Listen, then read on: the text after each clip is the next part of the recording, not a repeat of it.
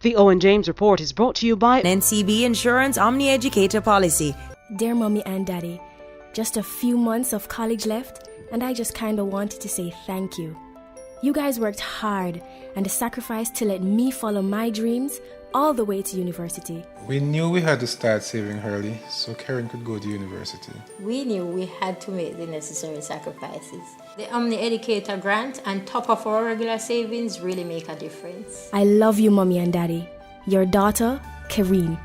Make your child's dream come true starting today with an NCB Insurance Omni Educator Policy. Good evening. This is the Owen James Report.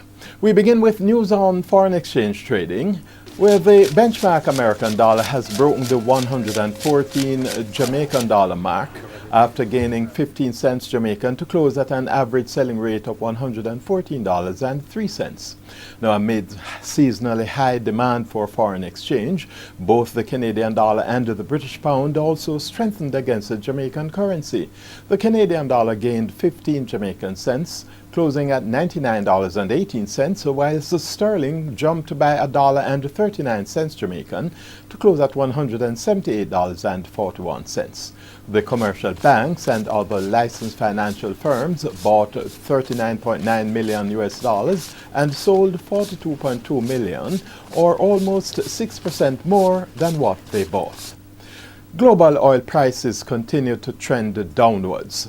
U.S. oil futures for January delivery fell 4.5% to $60.94 a barrel, a 5-year low.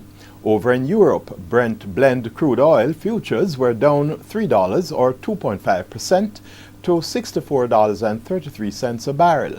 Meanwhile, in a monthly report, the Organization of Oil Exporting Countries, or OPEC, is forecasting that demand for the group's oil will drop to 28.9 million barrels per day next year, down 280,000 barrels on its previous forecasts. Be vigilant, co-chairman of the Economic Policy Oversight Committee, Richard Biles, warns fuel consumers. On the issue of falling oil prices, Biles says he expects consumers to be vigilant that they are getting the benefits of falling global oil prices. However, addressing EPOC's 19th briefing yesterday, he warned against complacency, saying Jamaica has to pursue the 360 megawatt project, alternative energy solutions, and energy conservation.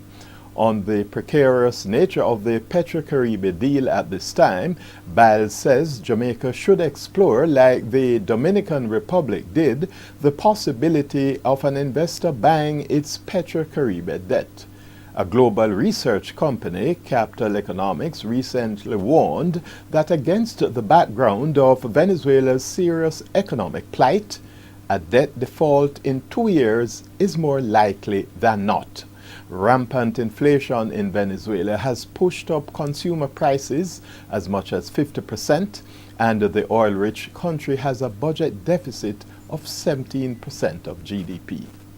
Trading picked up significantly on the Jamaican Stock Exchange today, in stark contrast to yesterday's 2.8 million shares which traded. Today, 7.2 million shares changed hands, and winners outperformed the losers by almost 3-1. This pushed up the main JC index 981 points, or 1.3%. 26 stocks traded, with 14 advancing, 5 declining, and 7 holding firm. The winners included Caribbean Cement, General Accident up 9.4%, Grace Kennedy, Jamaica Producers, Lasco Manufacturing, NCB, Scotia Group, and Scotia Investments. The losers included Berger down 6.25%, Carreras, Sagicors Real Estate X Fund, and Supreme Ventures. That's the Owen James Report. Good evening. The Owen James Report is brought to you by NCB Insurance Omni Educator Policy. Call us today.